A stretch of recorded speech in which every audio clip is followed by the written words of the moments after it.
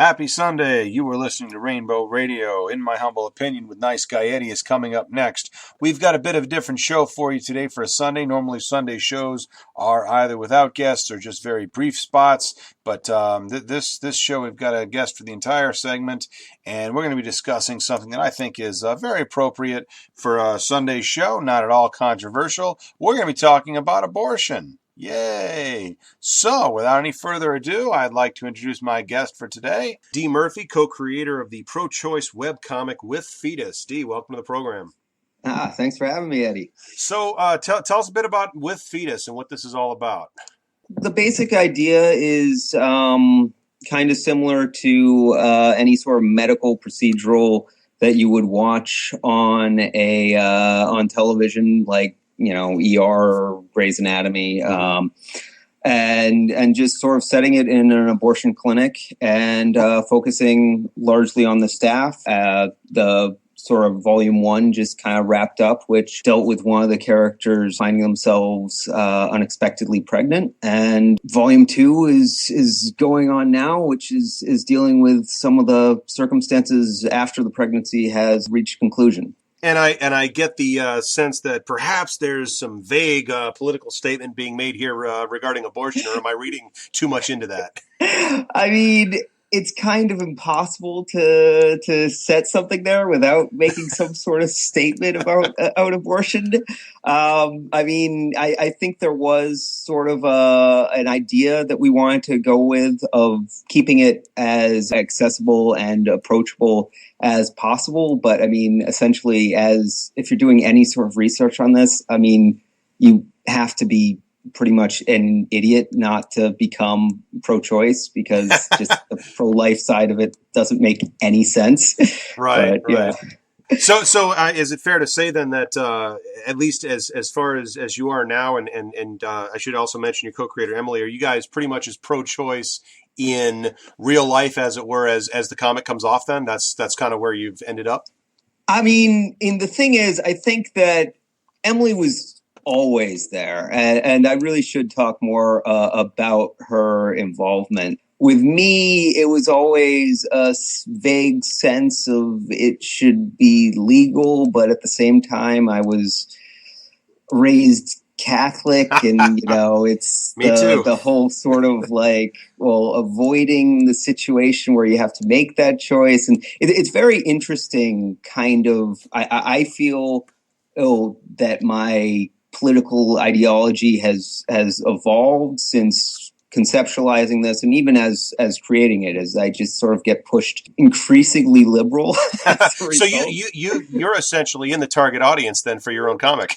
You're getting this message. Yeah, well, like I say, it's just as you do the research, you realize that none of the pro-life arguments make any sort of sense, right? Because most of them are just based on hypothetical information, right? Of just how they'd like the world to be, not exactly what the world is. So right. From a practical standpoint, and one of the other things that I think is really interesting about the comic and about the abortion issue is how much it's not really in a bubble. It really kind of touches a lot of other social and political issues in ways that I think that some people don't really put together. And you touched upon the economics, for example. Oh yeah, poverty, it's a huge and economic racism. Thing.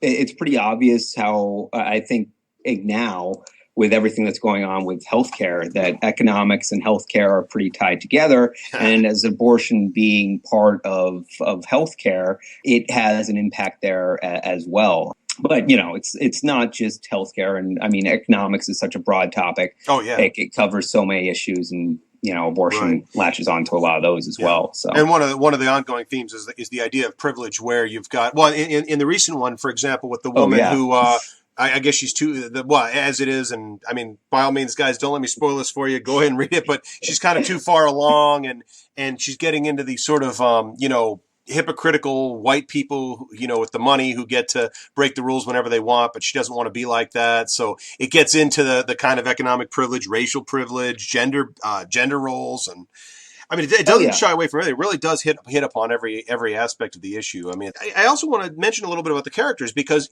while it is a very unapologetically pro-choice story, you know, you've got pro-life characters in there, and they're not all the sort of parodies of the protesters. I mean, like Mary, for example. Yeah. The you know, and she's very conflicted, I think, a lot about what's going on there, although she does her job. Right. Well, I mean, Mary's sort of the therapist at the clinic, and mirroring some of my own background that I already talked about. Yeah. She is Catholic, and that causes some moral dilemmas from her. Sure. And it's just sort of the background of, okay, I can do this job well, or someone can step in and do this job poorly. Right. And I think that's, you know, I mean, basically I'd like to say there are three types of people that get attracted towards the field of performing abortions or providing abortion services, I guess I should say.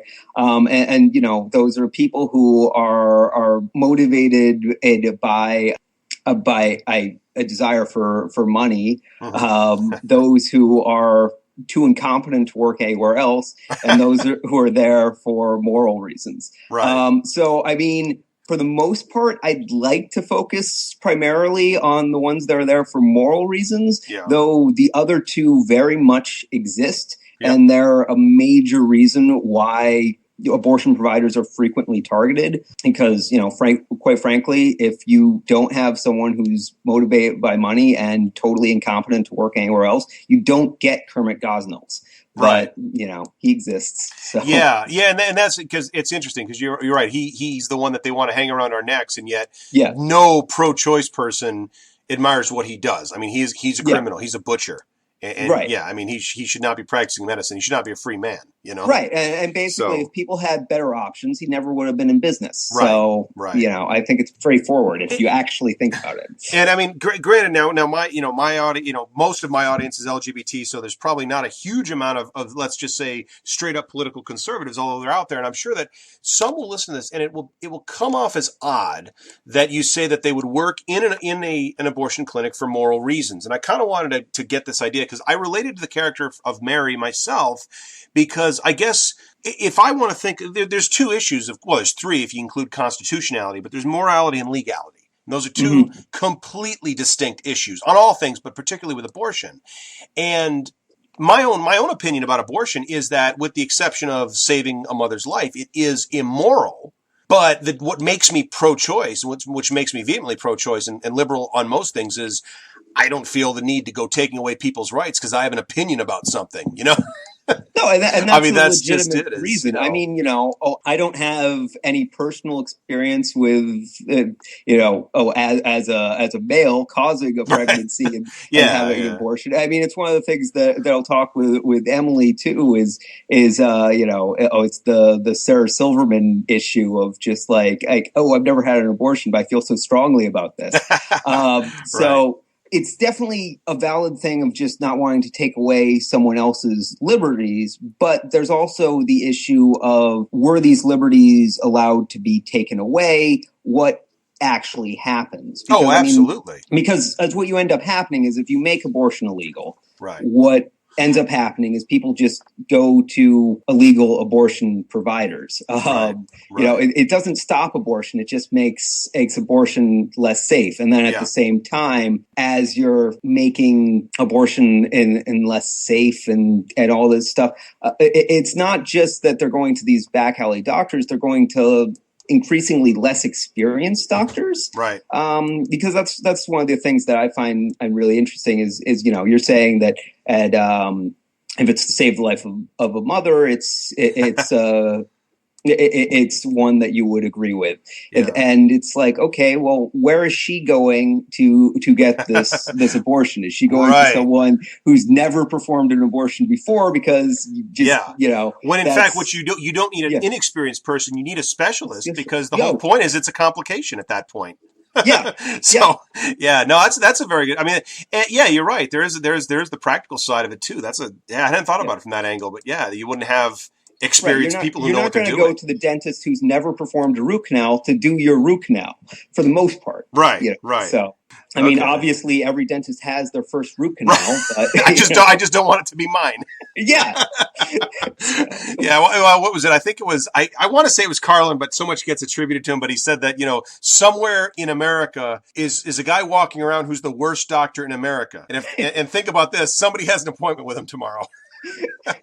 Yeah, and it's true. And I mean, and that's when it turns into, to a certain extent, an economic issue as well, because obviously the wealthier you are, the better doctor you can afford. And that's really never going to change. Right. And that's really the other issue with restricting access, is that you're really just restricting access to poor people. Yeah, exactly. Because wealthy people can just fly to France or a country that has legal abortion and have their abortion anywhere. Anyway, you already see that with, and this is part of the reason why it's so hard to track abortion statistics, is you already see many people will just, fly to New York or a more permissive state than, potentially their home state, Texas especially being an issue these days. But, you also have places like, I think it's Alabama, that only has one operational clinic. Right. Like well, and I wanted to ask you, and I want to get into some of the newer regulations, but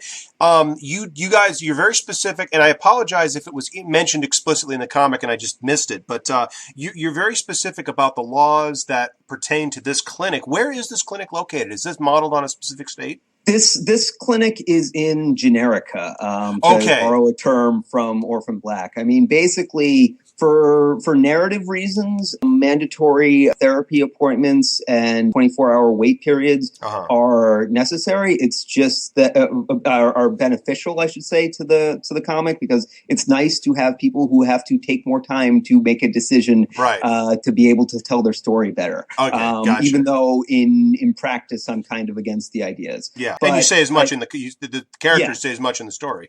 Basically any state that has a mandatory wait period also has stipulations about what they need to include in their therapy sessions, most of which is really untrue. It's religious propaganda. Let's call it what it is. Yeah, it's bullshit. Basically a propaganda purported to be medically sound when it actually isn't.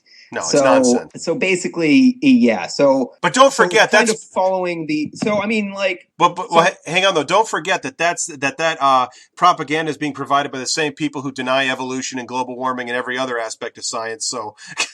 Anything goes with those folks. Provided by state governments. But we know which states those are, and we know which political direction the wind tends to blow in those states. Yeah, for the most part. I mean, you'd be surprised if you looked at the list of all the states.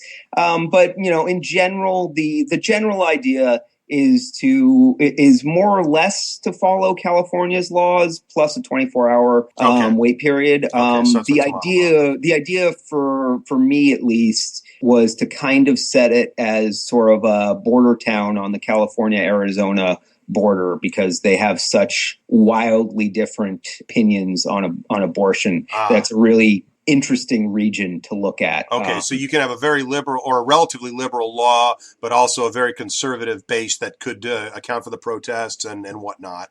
Yeah. Yeah. Well, I mean, but you have protesters anywhere, and true.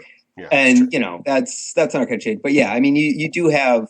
Well, I don't know. I don't know if that's true, because I mean, I look at Massachusetts, which is a fairly liberal state, and that has a large presence of protesters. But I'm thinking back to when I was in college, and there was an abortion clinic within walking distance of my college, and I didn't know it was there until I saw one really lonely man standing outside with a sign. And it's like, oh, thanks for letting me know that is there, because now I know where it's located. Make this more visible. So. But. Wow. And a lot, getting back to the comic, one of the other things I've noticed, and to try to describe it, you mentioned the narrative, the primary narrative, which is focusing on the staff and the doctors and their relationships, the relationships with their family and whatnot. But there's also an episodic nature of it where it's almost like if this were a television show, each week there would be a new patient coming in with a different story, with a different scenario.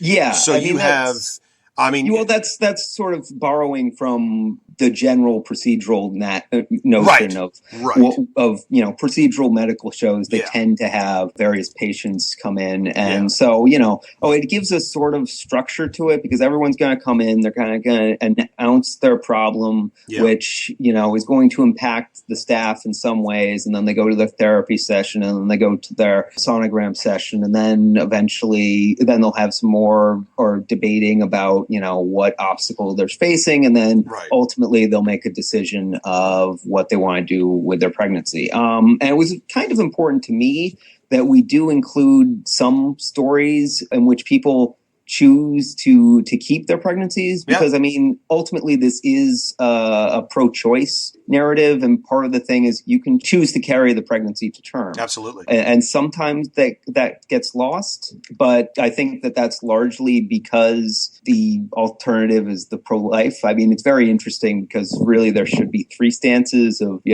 pro-abortion and pro-choice and pro-life. Right. And I think if someone is saying they're pro-abortion, I know that there are people that think we need to get away from the stigma of keep it legal but rare and whatnot. But at the same time, Star is pretty out there, as the pro-abortion voice in there, and she has her own. There's her own twist with her character that I won't mention. But I just, to me, and granted, I'm pro-choice from the point of view of I think people should be able to control their lives and control their bodies as a matter of principle. But I just think that pro-abortion almost evolves as a reaction to just how absurd the pro-life arguments get, and just sort of you almost have to be that strong with it just to even keep up. But I still think there's a separation between pro-choice and pro-abortion, because by pro-abortion I'm saying that everyone who gets pregnant should abort their pregency. I don't know that anyone exists though. You have Hitler maybe, but certainly in terms of his attitudes towards everyone who wasn't Aryan. But, I guess. Yeah, that's true. And you have really isolated segments of the child-free movement. I don't want to lump all the child-free people into that, but you have very isolated segments of that movement who believe that. Sure. So, but yes, it's a very extreme notion that doesn't really exist. And Star is almost a farce of that. Yeah. Well, the one thing I want to mention about the characters, it's kind of funny because at first blush, a lot of them, with the exception of the main character, Dr. McGill, Jennifer McGill, most of them you'd think at first blush you could sum them up in one word. Star is wacky, Mary's religious, Dr. Gregory is fatherly, and with the exception of Dr. McGill, who the main character, who I think is just really, a very deep character with immediately established backstory that you just realize is going to be really complex and really kind of the main character. But as the story goes on, what at first appeared to be very cardboard cutouts, and like you say, almost parodies of certain positions. Because even Mary, I think early on can come off as just sort of, as I'm reading it, I'm like, dude, she's just a church lady. Come on, But as it goes on, you reveal more and more about those characters, and there really are no two-dimensional characters in there, except maybe her dad, maybe Jennifer's dad. I don't know. Yeah, he's pretty shallow. But there's a depth. There's an unrevealed depth to almost every character there, and especially Mary, who I think I was the first one to sort of just write her off as a religious nut who, for some reason, it works in an abortion clinic, and I couldn't quite figure out. But then, and again, I'm not gonna reveal any spoilers. But as it goes on, there's a lot more to her story, and there's a lot more to Star's story. And and that was kind of the thing of just sort of looking at what were reasons that people would be drawn to various things. In Mary's case, trying to be as non-spoilery as possible. She has a very bad history with therapy. Right. And that sort of motivated her to become a good therapist. Right. And it's always just sort of, she kind of has to be good at her job. It's very important to her that as much as she has problems with the field, she'd rather be an example within it than necessarily just another person doing it. But the same thing that you were saying is I'm trying to think of where some of the other characters kind kind of came from. But I think that initially when Emily and I were coming, well, I should talk somewhat about the origins. Oh, yeah. So I mean, like, it kind of started, I guess, as when Emily and I were in college. And she kind of wanted to do a TV show in an abortion clinic. And I was like, that's a terrible idea. And then it became, well, how could you do it? And then I just was obsessed with figuring it out. So we both kind of came at it from different approaches. And then ultimately we kind of combined some of our efforts. I think that initially, like, I know that Star and Mary were initially that Emily really strongly wanted a conservative and a liberal who fought constantly, that would both be working at the clinic. And it's a brilliant love-hate relationship between those two. It really is, I gotta say. and then you have your protagonist sort of caught in the middle. And I still felt like you needed a stronger debate, and that's sort of where Jennifer's parents sort of come from, in which that both of them are both anti-abortion to the degree that it caused major problems in Jennifer's past. Right. And it's kind of, to a certain extent, made them reevaluate and made them more okay with the fact that Jennifer would become an abortion provider, but they're still not 100% comfortable with it, especially not Jennifer's mother. Though, I mean, at this point, Jennifer's father is just being an asshole. So. Right. Well, and it's interesting because I take back what I said. He's not two-dimensional either, because he has a backstory and there are reasons that he is the way he is. And yet, despite that, he's not a sympathetic character at all. I mean, you can't. Well, I mean, in everything that Jennifer's done, he feels has given him a free pass to now just do whatever he wants. Right. Which, so it's interesting to see, because it is sort of, when he starts out, he just seems kind of grumpy, and now he's kind of gotten increasingly selfish. But, I'm curious what I end up doing more with him, because I definitely want to do more with him. It's just at this point, he's so far removed from the other characters. It's how much sense does it make to bring him back, especially since it's, Jennifer's almost completely written him off at this point. So, right. But, at the same time, it's family, so you can never completely escape them. Yeah. But I also wanted to explore the fact that, as much as there are always heartwarming movies about, families always work things out and always get together, and it's like, that's bullshit. That doesn't happen. No. So, so that's not exactly what's going to happen with him necessarily. Right. But, so there was those elements. So, and then mine had a lot of Jennifer's backstory. And then, as we were when Emily and I were planning to meet up to discuss these ideas, then I got into a car accident, and that sort of sparked the idea of, what if Jennifer has an accidental pregnancy? So, so that came about. And I really think that her being pregnant really kind of formed the glue that kind of held everything together. And then, and then it's just throwing in other characters that kind of make sense. I mean, one of the things that's somewhat unfortunate, but I just think that it makes it a little bit more accessible, is that all the doctors in this should be way older, because everyone who's an abortion provider is pretty old at this point. Because again, at this stage, when there's so much controversy surrounding abortion, and if you're going to get into this field, you're frankly, it's just like, this is a really risky field to get into, because one day you could be open, and then the next day the governor of your state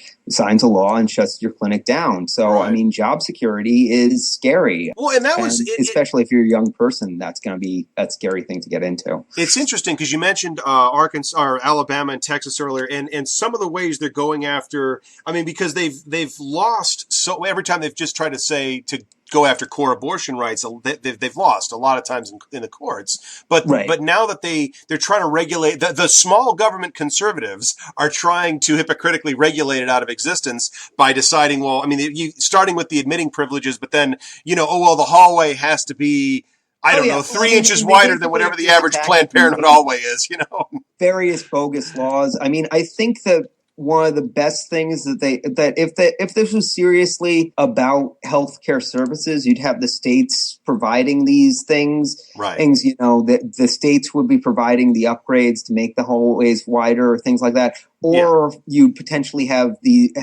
things that have been operating functionally grandfathered in. I mean, the thing is well, but it's not. It's a transparent. It's attempt to outlaw abortion and get around Roe v. Wade. I mean, there's no question about it. It's all to do that, and I don't know. I mean, I think that. Well, it's so absurd because if you actually featured it in your comic, like if it would, I mean, aside from the fact that it is in real life and that it is actually happening, if you were sitting here showing, you've got the RN there and Dr. McGill, and they're like, have a tape measure measuring the hallway going, oh my God, this is 2 inches too short. It would seem like such an absurd scenario.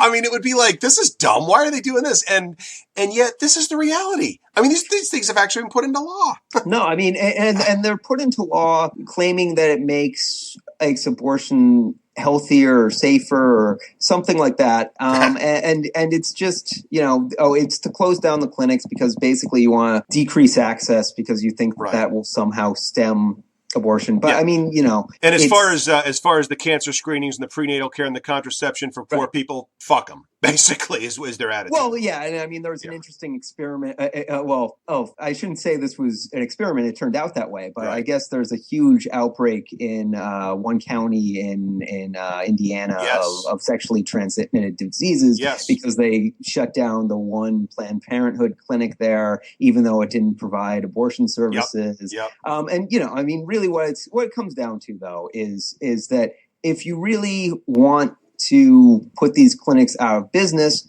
put them out of business. Put them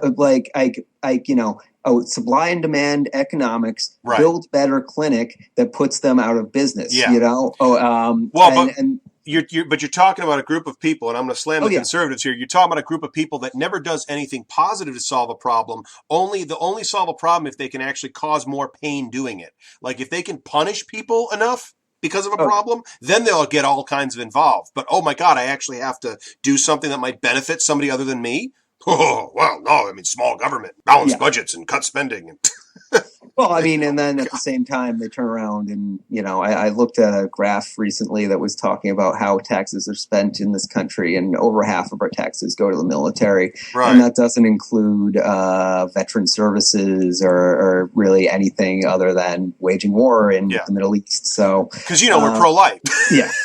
Well, I mean, exactly. And it is interesting because it is a very odd sort of way that they're fighting abortion is that so many of these people are small government, and then they're trying to make big government regulate this because they don't like. Well, I mean, again, I'm not going to say liberals don't do it. I'm certainly not going to say Democrats don't do it. But I mean, let's face it, small government is just a better way of selling an agenda, which basically says, I've got mine, screw the rest of you. That doesn't play as well in Peoria, so they talk about small government. Oh yeah, but I mean, it's nonsense. I mean, and you look at, the comparison I like to make is how people feel about guns and how people feel about abortion are generally diametrically opposed, even though it doesn't make a ton of sense because basically, all the regulations you're trying to prevent happening for guns, you're trying to make happen for abortion. Right. So well, and it just goes back to the fact that none of these people are pro-life as a matter of principle. Yeah, because they don't care about guns. They don't care about capital. Well, they care very much about guns, I should say. They support capital punishment. They support war as basically the answer to all of the world's problems. Right, and yet, oh my God! But someone wants to end a pregnancy. Someone I've never met, who I'll never know anything about. I have to stop that. And that's the other thing is they're not going to get involved with these people that they've never met. They're not going to provide more money to social services for children. I mean, there's a joke about. We care about the pregnancy up until the moment it's born. Then they just wash their hands and walk away. And it's like, well, I wish they would do just that. Unfortunately, they'd take it a step further and do everything they can to make life as difficult as possible. Oh, for yeah. Them. Well, I wish they would just walk away. That would be. I could live with that. Of the slashing welfare and all that. Stuff. I mean, and this is after they. I don't know. It's just you slash welfare. You close the clinics that give them the contraceptive, the cancer screening, the prenatal care. You don't do anything to provide for daycare. You don't do anything to provide for jobs. It's just it's like. Yeah, and it's then anything they can do to screw people over a little bit harder. Papua New Guinea as the only two developed nations that don't offer maternity leave of some sort. Don't offer guaranteed paid maternity leave. Yeah, exactly. Well, one thing I wanted to ask you, getting back to the comic, because the style of the sort of the episodic nature of the different patients that come in and the scenarios that they have, and I kind of wonder how long, because you've been doing this now since 2012. This has been running, and you just said volume 1's done and volume 2's starting, so you're gonna be doing this for a while. And I just kind of wonder, like, man, how is he going to keep coming up with ideas for different backstories for these patients? But also, I wonder if.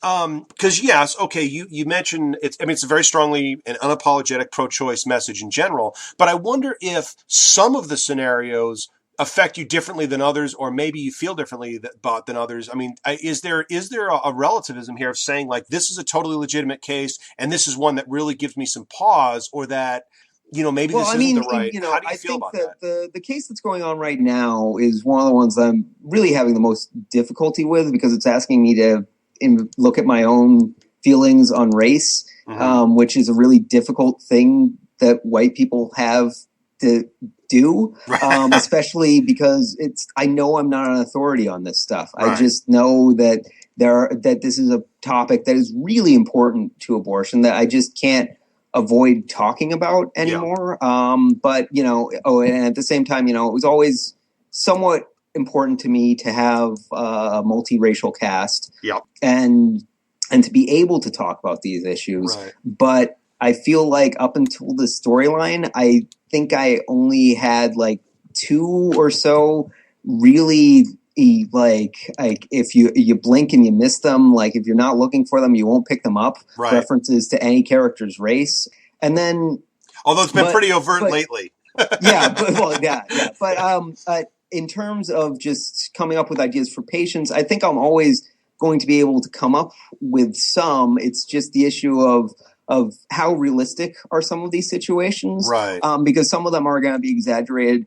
At some point, I do want to look, because everyone says, I'm against abortion except in cases of rape and incest, right? And it's like, well, for the most part, people who are looking for an abortion, if they're a victim of incest, are also a victim of rape. That's one I never got. Why do we have to say rape and incest? Because it seems to me, it either already falls under that category. You can get pregnant by virtue of incest, but generally speaking, if you're consensually having incest, which by virtue of the term, you're kind of willing to deal with these consequences. Well, right, exactly. You're a group of people that I don't really want to think about too much. Let's face it. That's statistically. If you're talking about those people, they're politically insignificant, statistically insignificant, and really, what we're talking about is people who are molested by family members. Right. But that falls under the category of rape. And now, of course, I will give the right wing this. They're at least being consistent now when they say pro-life, at least in terms of abortion, because now they've actually taken the rape exception out of their platform for the most part, or they're really trying to. And I applaud that for 2 reasons. One, it's logically consistent, but 2, it makes it really easy to gee just how psychotic these people are, just how little they care about actual living people. Well, and then we get into the how likely is what is the incidence rate of rape? What is the incidence rate of false reports of rape? Right. And I mean, you'll see that go up. Yeah, and most people who are looking at these type of restrictions on abortion haven't really kind of thought through how fast, for lack of a better word, our justice system works, because our justice system is not fast. Roe v. Wade is a very interesting situation because she still had the baby because she had to. Because our justice system does not move that quickly. Yeah. You cannot, they're saying that you just need to report the rape to be eligible, but there's all sort of psychological issues and things as to why you cannot do that. But, to get back to your initial questions about various storylines, I think that at sort of going into it, it's really interesting as I look at some of the storylines, because I know that when I was writing really almost the first half of volume 1, I generally disagree with almost every decision every character makes. I was wondering. Let's talk about that. Just sort of because basically because as it starts off with a character that we don't really know, who was intended to parallel Jennifer pretty extremely, and she chooses to have an abortion while Jennifer doesn't. And that's Patience. You're referring to Patience. Yeah, I'm referring to Patience. Patience White, I should say, not multiple Patience. Patience White. It's kind of hilarious. Well, I mean, her name stems as a play on the word patience. Okay. So, it was just sort of like, we were outlining. What should we name the first patient? To as patient, and it was just like, well, she needs a name. So, right. But it's interesting because you look at because as I think the first storyline is her, and it's just sort of saying, well, it doesn't really affect any part of my life. I just don't want to be raising a child, and then you have it mirrored with Jennifer, who ultimately. At least at that juncture, I don't want to know how much spoilers I can get into, but it's that's your call. Who you get exposed to her home life, and it's just like, well, that's what you want to bring someone into. That doesn't seem like a good decision. And that's again, it's just sort of personally what people would do in their own situation. I think that was examining that. I think the next storyline. And you're dealing with an older couple who thought that they could no longer get pregnant, and then they do get pregnant. And again, it's just sort of an issue of like, well, you're competent parents, and now you just kind of want to be free spirit. One that got me, there were two that got me in particular. One was the people who basically their mother-in-law was going to move in with them, and they just didn't want the mother-in-law. I'm like, but the funny thing is though, it seems hypocritical to say that I'm pro-choice or that I support everyone's rights, and then I'm confronted with that going, well, that's a really dumb reason. And it's like, wait a minute, who said they needed a reason? Right. That's one of the things that with that storyline, and that was one of the things I think I was kind of nervous about that. And I had run a character poll prior to that. And I was, and basically, this is, horrible, but basically, I think Dr. Gregory won that character poll, and that sort of convinced me. It's like, okay, I have a little leeway with him. He can do an abortion that no one's going to agree with. That was the one that sort of it's caused some lingering story issues, shall we say? I forgot it was that one. My intention is that it will continue to. But it is one of those things that, like, for him, people don't need a reason. And for him, it's even debatable whether or not it needs to be legal, especially coming from the background of what his wife was doing, which was going to a country that doesn't allow abortions legally and providing them illegally. Yeah. So, I mean, his moral stance is in a very different place than I think some of the other members of the staffs are. Certainly, he's taken it on as a crusade. So, it's a crusade for him. Yeah. Yeah. So, I mean, for him, and that's his personal justifications for that. But that's interesting because you're right. If you had Star do that, for example, you could never use her again as a character because she's kind of already sort of annoying, and like I imagine a lot of people probably don't like her anyway. And then if you'd have done that, it would have been like, no, you'd have to write her out. Like she'd be irredeemable after that. But yeah, you're right. She'd be done. So I mean, like that was the thing. Is basically I'd been planning on doing the storyline anyway, but I think I initially was intending on doing it with the military. The military personnel who is seeking abortion, who is a much more likable character. But I just thought that this says so much more about Dr. Gregory's character that he would do it regardless of whether or not they had a good reason. Because and talking about the military personnel, that was that kind of ties back into sort of how coming up with the various patients, because I think we'd outlined it out as sort of like a season of television. So we came up with 13 different stories. Oh, okay. And sort of figured it out. And so Emily was really passionate about the fact that the military does not provide abortions to its personnel that are stationed overseas, which creates all sorts of issues. But there's massive reform to what's going on in the military in terms of now that all these rapes have come to light and now accepting transgenders. So that might be changing, but it's pretty unlikely because they're still pretty hostile to providing abortions, especially in countries that might not be too keen on abortions. Right. So that's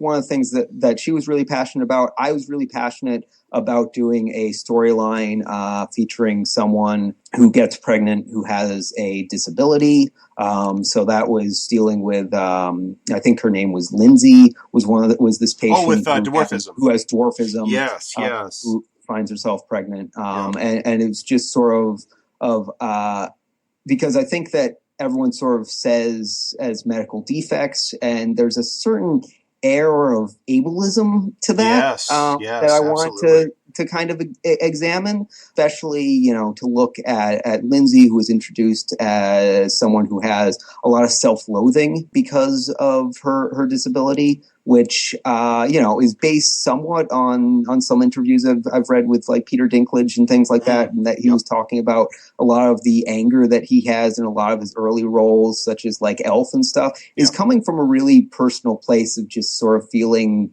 that way about himself. But, I do have some family members who have some disabilities, and it is one of those things of just sort of like the ways it affects their life is interesting. Because it's just sort of like, well, how much do I hide this, and how much, do I let this define me? And it's very interesting to look at the reactions both before and after. They may know that, because as I don't know, I don't want to sort of like out someone, so I'm trying to be kind of vague with this, but I'm just sort of thinking of just sort of this family member I know who has a disability, and talking about how she's kind of made her peace with that, whereas at the same time, her parents haven't exactly. Okay. So it's just sort of like they get really excited about information about potentially curing it, or being personally responsible for it, and she's no, it's fine. Yeah.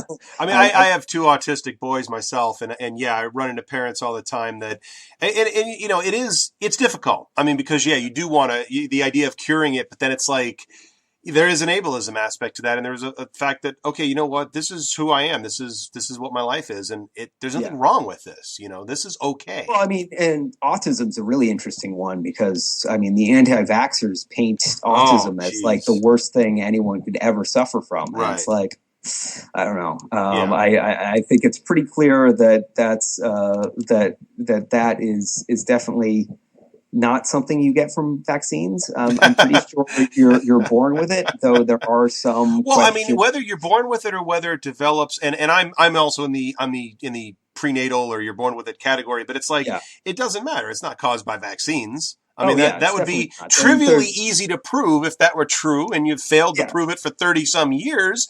Move on, folks. Yeah, well, and, but that doesn't stop people from making bogus claims and getting back to abortion. Claims about cancer relation.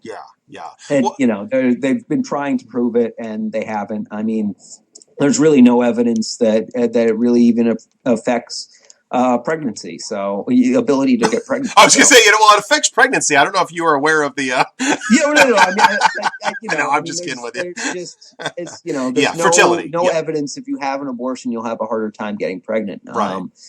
It stays the same. So. Yeah. Well, and there was another scenario I wanted to ask you about, because this was another one that, I want to be clear. When I say it left a bad taste in my mouth, I don't want to say that I didn't find it an interesting story, because I really do. I'm a big fan of the comic. I definitely love everything that you're doing. But there was this one story that really stuck with me, and I guess I'm just going to put it as bluntly as I can.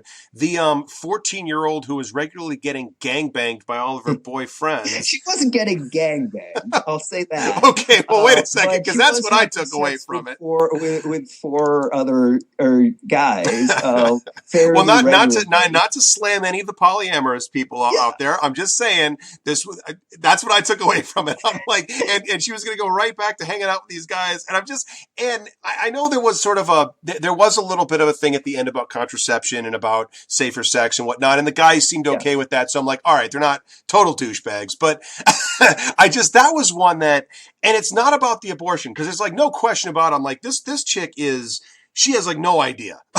She just is a wreck, and there's no way she should be raising a child. Looking at is there's a weird denial that you have sexual feelings as a teenager. That was one of the things that I was, looking at.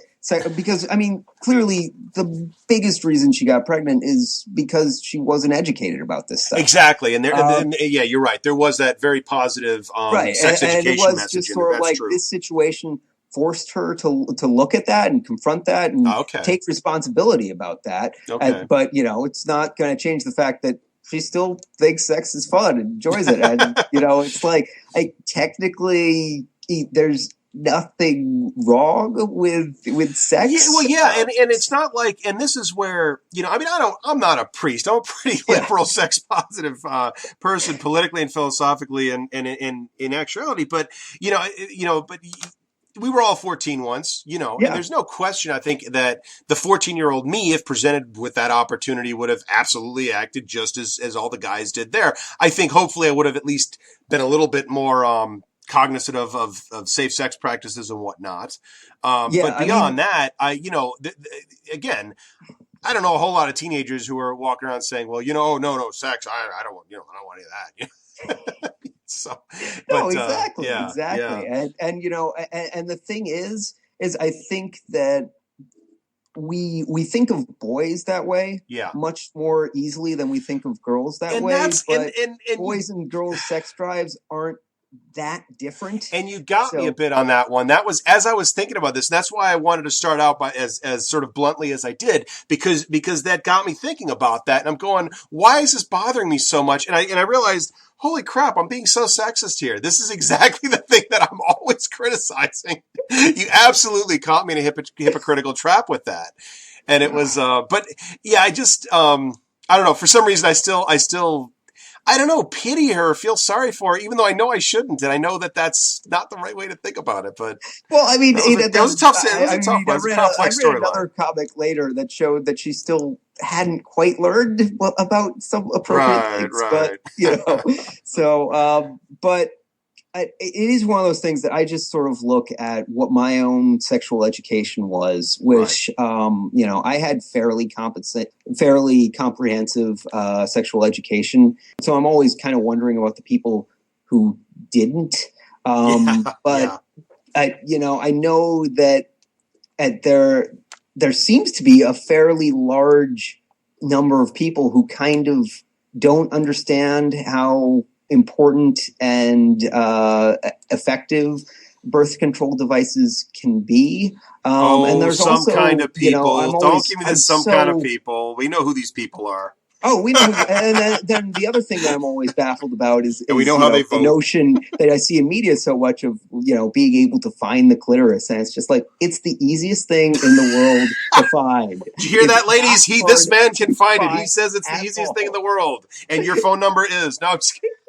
No, I know. It's ridiculous. I learned that in health class. I learned how to find the clitoris in health class. I know where it is. It's not hard to find, but apparently, according to most media, it is. And the other thing that's really interesting about that whole notion is it's also denying the idea that women can enjoy sex. Right. And it's just and the whole notion, and everyone's like, well, they shouldn't have had sex. And, yeah. Well, and that goes. stuff. That's It's what just drives like, well, the the whole primary pro-life reason movement. people have sex is not to get pregnant, it's to have fun. Yeah, It's exactly. like that's a secondary thing. I mean, they kind of go hand in hand together. If sex wasn't fun, we probably wouldn't have the population that we have. Right. But well, and if we were having sex as often as we were strictly for the purpose of procreation, there'd be 80 billion people on this planet. I mean, well, I mean, but there are forms of sex that people can have that don't. Yeah, no, that's true. That's true. I mean, I don't know who I'm quoting, but I always love the whole notion of the Catholic idea that the only reason to have sex or the only reason to get married is to procreate. And just sort of the gay response, and it's just like, well, that's how we feel. We haven't figured out how to get pregnant, but we're not going to stop trying. No, that was Dan Savage. I think he was on. I can't remember the show he was on, but he said God can do anything, so I'm just going to keep inseminating my husband and keeping my fingers crossed. Yeah, no, okay, so not the exact same quote as Dan Savage, but it's the same idea. Yeah. Oh wow. So in addition to pro-choice, and I think, and can I assume that there's also very positive. I mean, I would almost think that the idea of abstinence-only education is as ridiculous to you as sort of the very strict pro-life positions. Yeah, I mean, basically, there's no evidence that abstinence-only education stems teenage pregnancy rates. Right. And really, it's really interesting that people, because what ends up happening is you just end up with kids having less safe sex. Yeah. Because the kids are still going to want to have sex. And basically, you're not giving them the information about how to do it safely or how to learn it safely. I mean, part of my sexual education was definitely watching pornography, but I still got comprehensive safe sex. And the other thing that I think of that's really interesting is not to go into too many details about my sex life, but it's just, comprehensive sex education kind of scared me away from having sex for a while. So, It can. I mean, you like, I'm just going to get disease and people. You show some pictures. You put some blue waffles up there on the screen. You're going to scare the crap out of us. You're going to scare them straight right there. Yeah, that's true.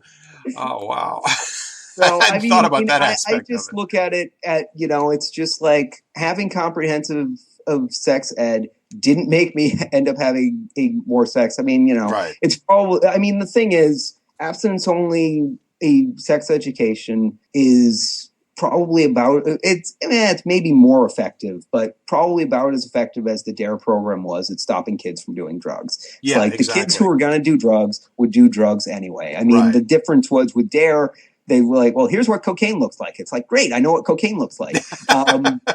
Abstinence-only education doesn't do that. Right. Well, I mean, again, they're not about really, they're not about doing anything that might actually help somebody or give somebody any kind of a positive experience. They want to stop abortion by stamping it out. They want to stop sex by stamping it out. They want to control information. They don't want to take the measures that might actually, prevent abortions or make abortions more rare if it means that more people might have sex, even though the decision to have sex and the decision to use contraception are two distinct decisions. They're not made at the same time. Yeah. And I think that a lot of it is just sort of, well, what can we talk about regarding sex? Because I do think that there are certain things like consent education is something that's probably going to become a larger part of sexual education. I think that's a really good thing. But that's another thing, though. If you go back to when people want to mock the rape culture, it's liberals and feminists that are talking about rape culture, and it's conservatives and religious folks that are mocking it, that are mocking the idea that this exists. So even something that would seem as common sense as that would still go against. Would still run afoul of them, and they're that absurd about it. It really is. I mean, and it doesn't make any sense. I mean, I think that the more open we are talking about this, the more that we can accomplish. I mean, I think that largely there's a stigma, especially among teenagers, of just sort of how much sex you have equates to your self-worth. Right. Well, and it goes it's just like, opposite. this is how strong More our makes you better. relationship is, or this is how macho I am. Right. And Well, it goes the opposite way for guys and girls. The more Yeah. sex a guy has, and the less sex a girl has. Right. No, but I mean, it's different because I think with girls, if a girl's having a sexual relationship with a guy, she wants to believe this is a really strong relationship. Yeah. And I'm stereotyping here, or Of maybe course, a yeah. little bit, but I think that sort of plays a role of just sort of. I feel like there are some people who rush into sex when they're not necessarily ready for it. I think most people. Well, yeah, no, and I think that But that's life. yeah. We rush into I think that when they get into that they want it to mean something that it doesn't necessarily mean, and they don't find that out until after. Yeah. And I think that there are ways that we can educate people maybe before this about that information, and that's something that I'm trying to explore somewhat with the Aaron and Ellie dynamic in the comic, because as you know, that's that's right, with young people. So, well, and I also want to say on the racism thing, kudos for, you have several African American or you have an African American lead character and several African American patients, and yet the most overt racism, you actually didn't use the black characters for it, but rather the Asian character. Yeah, but I felt that was great. To a certain extent, I felt that was a cop out, because I feel like it's a little bit easier to talk. Maybe it's just because I know way more Asian people than I know black people, but I feel like it's easier to talk about. Well, see, I thought it was Asian the less people. obvious choice. I thought if you'd used it with with Dr. Gregory or one of the patients, it would have been just too. It was like, oh yeah, it doesn't have to be this. It's I mean, I thought it was there's an that interesting element choice. to it. I just think that at the same time, it's just sort of. I think that there was part of it that was to try to dodge some sort of backlash, because as soon as you talk about racism involving black people, I mean, there's one commenter that I've censored half of his comments because it's just people are really uncomfortable talking about it, really uncomfortable talking about it, and a lot of their people are a little too comfortable talking about it. Comes in the form of trying to prove how not racist they are, or just generally it's you clearly haven't been putting a lot of thought in it, and now you're just trying to justify why you shouldn't have to put a thought into it. Right, exactly. Well, yeah, and it is kind of odd because it's like the old stereotype. Nothing profound ever follows the sentence that starts out, well, I'm not racist, but. Oh yeah, or not to be racist, but it's okay, stop, don't continue that statement. No, and I mean, it's a sentence that I've used, and I mean, it's very interesting to look at racism, and I think this also applies to sexism. I think it applies to having discriminatory views towards gay and lesbian people, towards transgender people, towards really anyone. Is that everyone's a little bit racist, everyone's a little bit sexist, and first you have to get over yourself and admit that applies to you as well. And the difference is there are some people who try to get better, and there are some people who don't. And as long as you're one of the people who's trying to get better, you're probably doing okay. Yeah. So yeah. Well, my favorite is that it's the I'm not racist, or what I said isn't racist, but here, let me justify why I, it's it's kind of well, it's not that I'm racist. It's just that black people are so terrible, or whatever, something along those lines. And it's wait, if you're not racist, why are you trying to justify your racism? Why, at least admit one of those two things, right? Yeah. So just come out and say I'm racist, and here's why. Wouldn't that?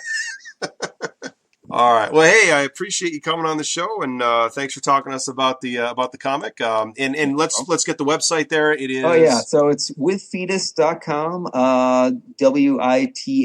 WITHFETUS, the American spelling, not the British one, because I seem to always title my things that would have alternate spellings in British, but in British English. But So, all right. So withfetus.com. Check it out, guys, and thanks a lot for coming on. Yep. Thank you. Thank you for having me. All right. I usually end all my shows with the same spiel, but let me start out this time by saying that if you've been listening to us talk about abortion for the last hour and don't have any questions or comments, clearly you were not listening. So Please send your questions, comments, or suggestions for future shows, guests, or topics to niceguy9418@usa.com. You can also friend me, or if you wish, unfriend me on Facebook at Eddie Cabot. And as always, you're welcome to leave a comment on my blog at eddiecabot.blogspot.com. Follow me on Mixcloud. Follow me on Twitter, either Niceguy Eddie or Eddie Cabot. You can find me. Enjoy the rest of your Sunday listening to Rainbow Radio.